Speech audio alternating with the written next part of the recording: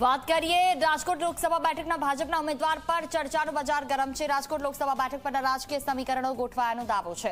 રાજ્યસભા સાંસદ રામ મોકરિયાનું ઉમેદવારની ચર્ચા પર નિવેદન છે। તમામ સમીકરણોને ધ્યાનમાં રાખી ટિકિટ આપવામાં આવશે। 33% મહિલા અનામત લાગુ થઈ શકે છે।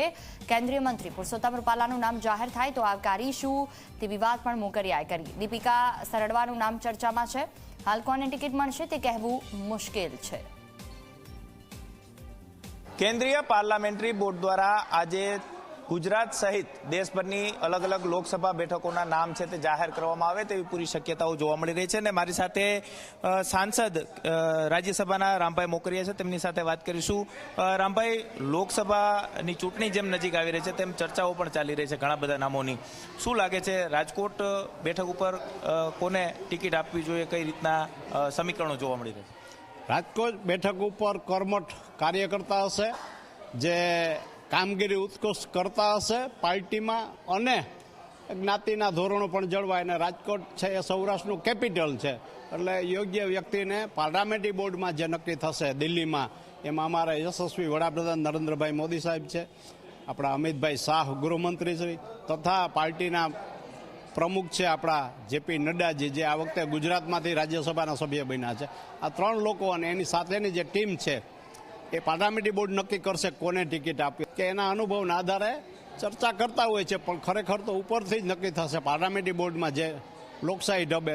અને મોદી સાહેબે જે 10 વર્ષ કામગીરી કરી છે, ન ભૂતો ન ભવિષ્યથી, એટલે જે કોઈ આવશે એ 5 લાખ ઉપરથી લીડથી ચૂંટાશે સમગ્ર ગુજરાતમાં 26-26। 2029માં મહિલા જે બિલ છે એ મંજૂર થઈ ગયું છે, એ 29થી લાગુ પડશે કે સંસદમાં 33% મહિલાઓ બહેનોને પ્રાધાન્ય આપશે। એટલે મને એવું લાગે છે કે અત્યારે અમારે ભાજપમાં 6 બહેનો છે, એટલે કદાચ એમાં ઉમેરો થશે અને અત્યારથી જ એવું પ્રતિબિંબ પડે કે મહિલાને ઠરાવ થાય એ પહેલાં જ 6 ને બદલે 8-9 એવું થઈ શકે। પોસિબિલિટી, કોઈ પણ પોસિબિલિટી છે। વાત એવી છે કે બંને કડવા પાટીદાર ઉમેદવાર છે, અને જનરલી એવી ચર્ચા થતી હોય છે કે રાજકોટમાં કડવા પાટીદારને ટિકિટ આપશે તો રૂપાલા સાહેબ સિનિયર છે અને એનો કાર્યકાળ રાજ્યસભામાં પૂરો થયો, એમને બી મળી શકે અને અન્ય કોઈને પણ મળી શકે। પણ મેં જેમ કીધું એમ વારંવાર જે કહું છું કે પાર્લામેન્ટરી બોર્ડ છે એ જ નક્કી કરશે। અને અમારા ત્રણેય મહાનુભાવો નડ્ડાજી, મુરબ્બી શ્રી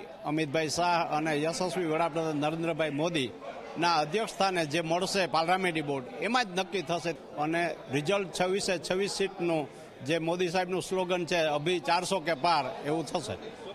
રાજ્યસભાના સાંસદ રામભાઈ મોકરિયા હતા કે જેમનું સ્પષ્ટ કહેવું છે કે પાર્લામેન્ટરી બોર્ડ છે કે તેમના દ્વારા નામ છે તે જાહેર કરવામાં આવશે, પરંતુ જે રીતના નામો ચર્ચામાં ચાલી રહ્યા છે તેની અંદર પુરુષોત્તમ રૂપાલા અને દીપિકાબેન સરડવા છે તે અત્યારે કડવા પાટીદાર સમાજમાંથી મોખરે છે તે ચાલી રહ્યા છે।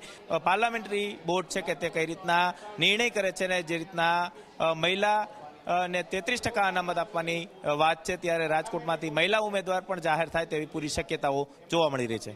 કેમેરા પર્સન ઉદય પવાર સાથે ગૌરવ દવે, ઝી મીડિયા, રાજકોટ।